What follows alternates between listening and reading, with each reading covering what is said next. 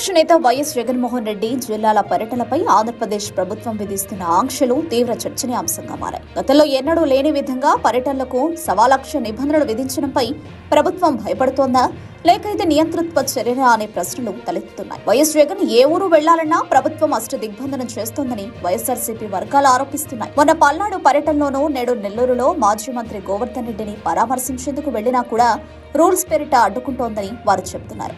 ప్రతిపక్ష నేత పర్యటనల మీద ఇంతటి కట్టడి ప్రభుత్వం ప్రజల వ్యతిరేకతకు భయపడుతోందనడానికి నిదర్శనంగా విశ్లేషకులు భావిస్తున్నారు. ప్రజలను సూపర్ 6 హామీలతో నమ్మించి అధికారంలోకి వచ్చిన ప్రభుత్వం పెన్షన్ల పెంపు మినహా మరే హామీని అమలు చేయలేదన్న అభిప్రాయాలు ప్రజల్లో బలంగా ఉన్నాయి.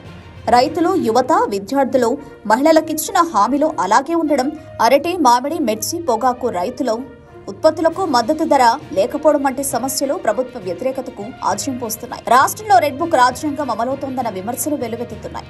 సోషల్ మీడియాలో పోస్టులు పెట్టిన, ప్రభుత్వాన్ని ప్రశ్నించిన వారిని రాత్రికి రాత్రి అరెస్టులు చేయడం, చిత్రహింసలకు గురి చేయడం వంటివి జరుగుతున్నాయని ఆరోపణలున్నాయి. పోలీసుల తీరును హైకోర్టు కూడా పలుమార్లు అభిశంసించడం గమనార్హం. గతంలో వైఎస్ జగన్ అధికారంలో ఉన్నప్పుడు ప్రతిపక్ష నేతలు చంద్రబాబు, లోకేష్ ప్రజలోకి వెళ్లి ప్రభుత్వాన్ని విమర్శించినా, అడుగడుగునా నిరసనలు తెలిపినా అప్పటి ప్రభుత్వం ఇన్ని ఆంక్షలు విధించలేదని వైఎస్ఆర్సీపీ గుర్తు చేస్తోంది. మరి నేడు చంద్రబాబు ప్రభుత్వం జగన్ను చూసి ఇంతగా ఎందుకు కలవరపడుతోందనే ప్రశ్న తలెత్తుతోంది. ప్రజాస్వామ్యంలో ప్రభుత్వాన్ని నిలదీసే హక్కు, బాధ్యత ప్రతిపక్షానికి ఎప్పుడూ ఉంటుందని, ఈ హక్కును కాలరాయడం నియంతృత్వానికి దారితీస్తుందని విశ్లేషకులు హెచ్చరిస్తున్నారు. ఎవరిన్ని అడ్డుపుల్లలు వేసినా, నిబంధనలు విధించినా వాటిని తెంచుకుని ప్రజల్లోకి వెళతామని వైఎస్ జగన్, ఆయన కార్యకర్తలు స్పష్టం చేస్తున్నారు. ఈ పరిణామాలు రాబోయే రోజుల్లో ఆంధ్రప్రదేశ్ రాజకీయాల్లో మరింత ఉద్రిక్తతకు దారితీసే అవకాశం ఉంది.